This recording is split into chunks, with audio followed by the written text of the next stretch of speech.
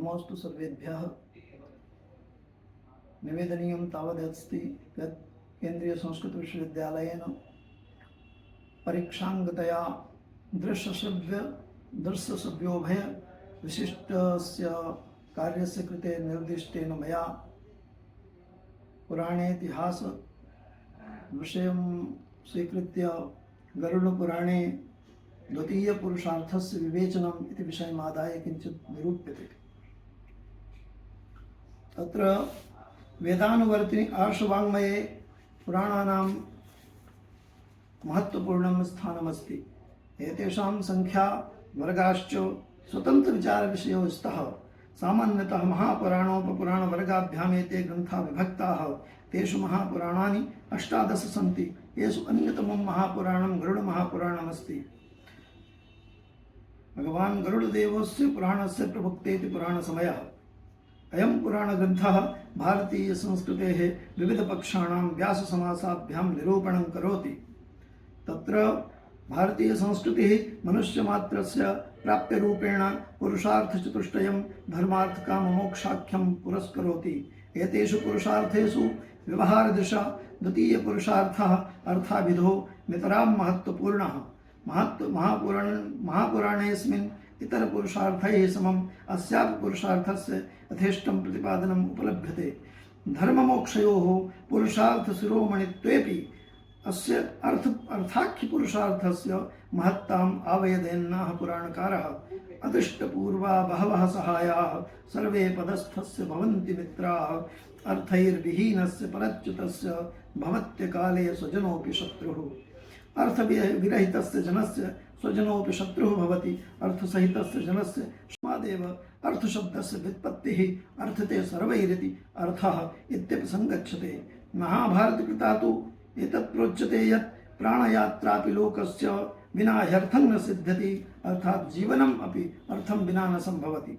एवमेव कौटिल्योऽपि अर्थशास्त्रे प्राह अर्थ एव प्रधानम् अर्थमूलौ हि धर्मकामाविति। अर्थस्य सामान्यतो अभिप्रायोऽस्ति आजीविका जीवनसाधनं धनं सम्पत्तिर्वा।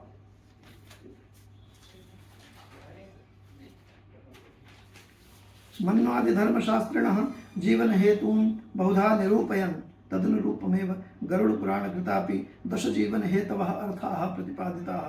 विद्या, शिल्पं, वृत्तिः, सेवा, गोरक्षा, विपणिः, कृषिः, वृत्तिर्भैक्षं, कुसीदं च 10 जीवनहेतवः। पुराणकृता ये जीवनहेतवो अर्थाः प्रतिपादिताः तेषां विशेषः अयमस्ति यत् इमे वेदशास्त्राविरुद्धत्वात् लोकपरलोकयोः साधका अपि सन्ति। साम्प्रतिके समाजे पारे संख्यं जीवनहेतवो अर्थाः विलोक्यन्ते, परं न ते सर्वे लोकपरलोकयोरिष्टसाधकाः सम्भवन्ति। अस्मात् शास्त्रसमर्थितानामेव अर्थानाम् अर्थत्वं वेदितव्यं, न तु कस्यचिदपि जीवनसाधनस्य अर्थता सिद्ध्यति। अस्मादेव पुराणकृता अर्थविषयकाः केचन नियमाः अपि व्यवस्थापिताः। उक्तञ्च तत्र सर्वरत्नाकरा भूमिर्धान्यानि पशवः स्त्रियः अर्थस्य कार्ययोगत्वात् अर्थ इत्यभिधीयते। अत्र विशेषेण ब्राह्मणस्य कृते सामान्यपरिस्थितौ पुराणकृता प्रोक्तम् अद्रोहेणैव भूतानाम् अल्पद्रोहेण वा पुनः या वृत्तिस्तां समास्थाय जीवेद विप्रो ह्यनापदि। ततः परं पुराणकृता श्रमेषां वर्णानां कृते अपेक्षितस्य धनस्य 3 रूपाणि वर्णितानि शुक्लं धनं, कृष्णं धनं, शबलं धनं च।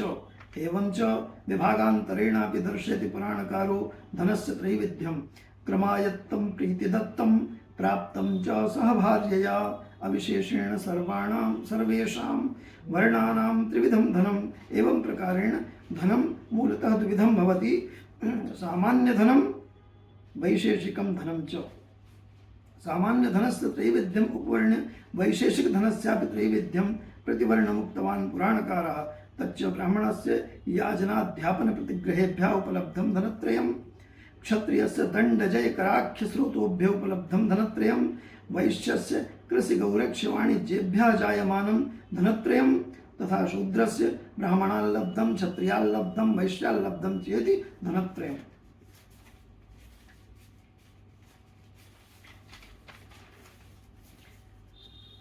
श्रीमद्भागवते पंचधा तथा गरुडपुराणे सप्तधा धनानां संविभागो निर्देशपुराणकृता अमं संविभागम् अनुपालयन्नेव वर्णाश्रमी जनः परश्रेयोऽधिगच्छति अन्यथा निरयप्रत्यवायादेर्नियता उपलब्धिरिति।